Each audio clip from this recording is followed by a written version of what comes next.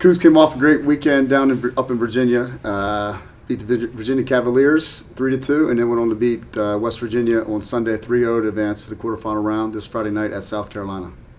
Stefan, you got questions? Yeah, Coach. I guess first off, you look at the teams remaining. You guys are really the only team not in the top 2 seed. I guess first off, how does that feel for you guys? Feels great. I mean, the girls have put in the work this year. Our conference obviously has helped prepare us for this, and we're healthy, we're confident, and we're looking forward to South Carolina.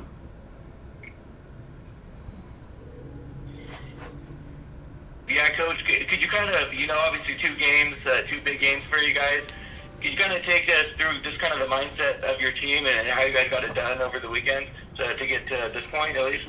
Well, going into both weekends, I mean, we recruited these girls for a reason. We're unique, we're fun, we like to get forward, we're a physical bunch, and I felt like we fit in well against those 2 teams this weekend. They were 2 entirely different teams, obviously, and, one game at a time. Virginia, I think they were 18-1, and we felt like we gave them a game, obviously, and wasn't the score, just didn't dictate that. We had possession, we had all the opportunities, we pressed them. We were good, and went on to Sunday. And the big thing for Sunday was, can we repeat that performance we just had on Friday? Were we just satisfied to get to the Sweet 16 and beat a top seed, or we want more? And the girls obviously proved that we wanted more, and that makes it even more exciting going into the Elite Eight. Yeah, you guys obviously have had a lot of tournament experience in recent years. How has that experience for you guys helped you guys in this tournament environment this year so far? It's great. You got a senior group with the transfer in Avery. She's won a national title, and our seniors have been to the NCAA tournament. They've advanced before, second and third round. They're hungry. They don't want to exit this thing yet. And you got a group of juniors and sophomores that have been there every year as well. They don't know any better but to get to the tournament. And you got a freshman group that just wants more. So it's a good balance, good leadership, and exciting thing to see here.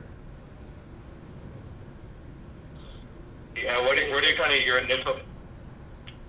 Go ahead, Coach. What are kind of your initial thoughts on South Carolina in that matchup? I mean, another great team. I mean, they're 19-1-2, I believe. Virginia had 1 loss. Memphis had 1 or 2 losses. So that's 0-0 in my book. And they're quality. They're a good defensive team. We'll have a great game plan, as they will as well. And we look forward to playing in front of a hostile crowd, but our group loves that as well. And we're excited for Friday.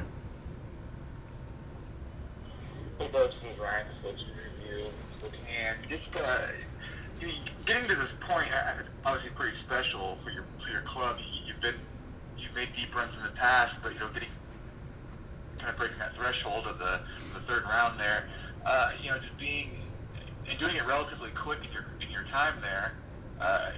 Is it kind of surreal to be in this situation? I mean, it is. I mean, we haven't thought a lot about it. I mean, we'll think about this obviously when it's hopefully done in late December, mid-December. So. We got a point to prove. We're a hungry group. We're a competitive group. We're talented. I told these girls every day, remind yourselves every day winning is hard, and they know that. And but we're also talented. There's something in this locker room right now that's clicking. You see it on the field, but you guys don't get to see that. What we see at dinners and on the planes and on the bus rides, and that's pretty fun to watch. Coach, this is Mark. Press.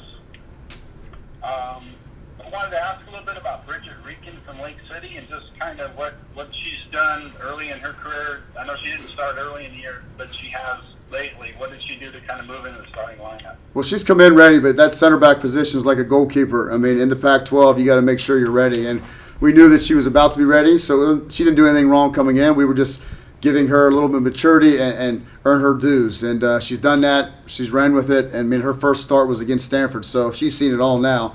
And so we're excited for her. Great young lady, really well coachable. She plays physically with a gift. And she's a big, strong, athletic frame that will fit nicely in this next match. What was the learning curve like for her, transitioning from high school to obviously college soccer?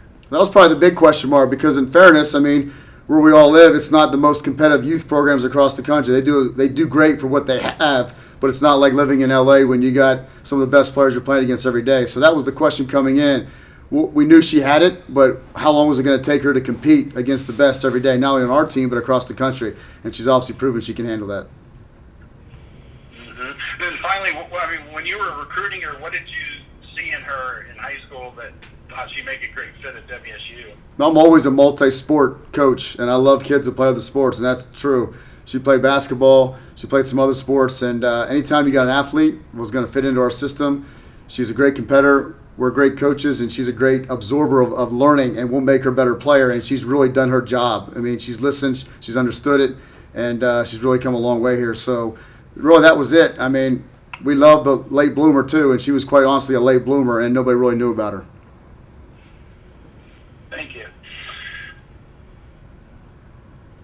Anything else? Yeah, Coach. Being Washington State, you're in the Pac-12 with teams that are in really nice areas, bigger recruiting pool to choose from. But it seems like you guys it doesn't seem to matter. I mean, you guys are one of the best in the country, and you're going against teams that have those resources around them.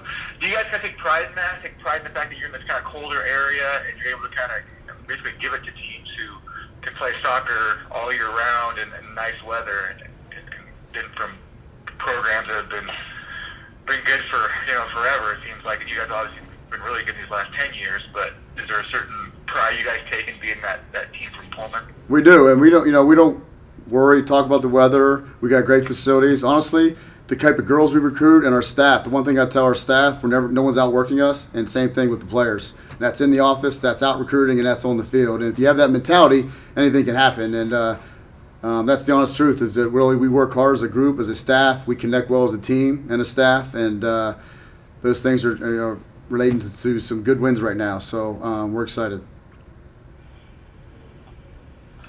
And what did that do to be a team like South Carolina? I mean, obviously you guys did some amazing stuff in Virginia and West Virginia, and this is a club you're playing on their home turf. So what are some things that you really got to do to take a team like that down? Well, one of the keys is we feel as a staff. I mean, they have a great defensive organizational game plan. They don't score a lot of goals, but then again, they haven't been scored on a lot either. I mean, they don't score a lot and they haven't been scored on a lot. But here's the bottom line: if we can get out on them early, or get one, or get another, are they going to be able to handle that? Because the Cougs are coming, and if they get rattled, we'll see what they're made of. We've been there, done that. We got smacked in the face by Stanford, so we've seen it all. So my question is going to be for our team is, can we rattle them, and what that effect's going to be on them? Yeah, Coach, you look at 4 goal scorers for you guys over the last 2 games. I mean, how big has that been for you guys to have different people putting in the net so far? It's great because our scouting report now is bigger for when teams look at us. It's not just Morgan Weaver's show. We got a ton of players in there, and probably the sneakiest, most underrated, gifted player we got is Makame Gomera-Stevens. And she's catching the national spotlight now, not only with us as a team, but as an individual. So, again, it's great to know we have other options here, and that's part of the recruiting business we've done in trying to build this program.